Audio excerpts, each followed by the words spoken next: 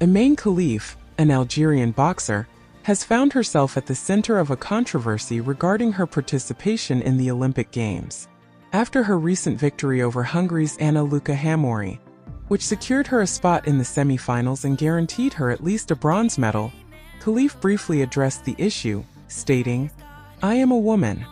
The dispute arises from the fact that Khelif was allowed to compete by the International Olympic Committee, IOC, despite having failed gender eligibility tests conducted by the International Boxing Association, IBA, the previous year. Khelif, 25, has always identified as female, competed in women's boxing, and is recognized as a woman on her passport. The IBA, historically influenced by Russia, was banned from the Olympics last year and hasn't overseen Olympic boxing since 2016. Both Khelif and Taiwan's Lin Yuting, who also failed an IBA gender eligibility test, did not medal in the Tokyo Olympics 3 years ago. The controversy has taken an emotional toll on Khelif. After her victory over Hamori, she broke into tears, reflecting the strain of the public scrutiny she faced in the 48 hours leading up to the match. Angela Carini, who sparked the uproar by refusing to shake Khelif's hand and ending their fight after just 46 seconds, expressed her regret over the situation. "All this controversy makes me sad," Carini told the Italian newspaper Gazzetta dello Sport. "I'm sorry for my opponent too. If the IOC said she can fight, I respect that decision."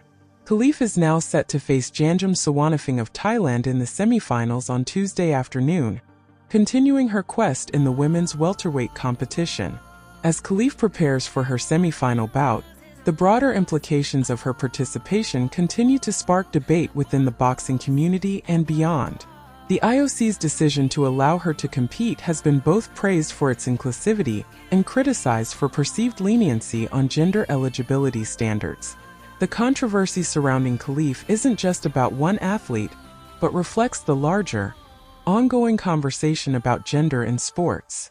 With advances in gender science and the increasing visibility of transgender and non-binary athletes, sports organizations worldwide are grappling with how to create fair and inclusive policies.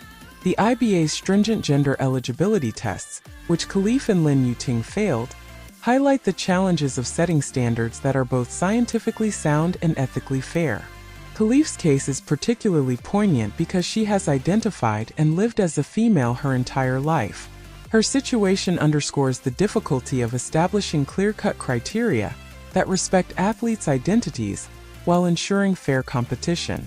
The public outcry, amplified by social media, has brought to light the deeply personal nature of these issues for the athletes involved. Meanwhile, supporters of Khelif argue that the IOC's decision is a step towards greater inclusivity in sports. They contend that excluding athletes like Khelif based on rigid criteria can perpetuate discrimination and harm the integrity of sports by discouraging talented athletes from competing. As the semifinals approach, Khelif remains focused on her goal. She acknowledges the controversy, but is determined not to let it overshadow her achievements and her passion for boxing. Her coach and team have rallied around her, emphasizing her dedication and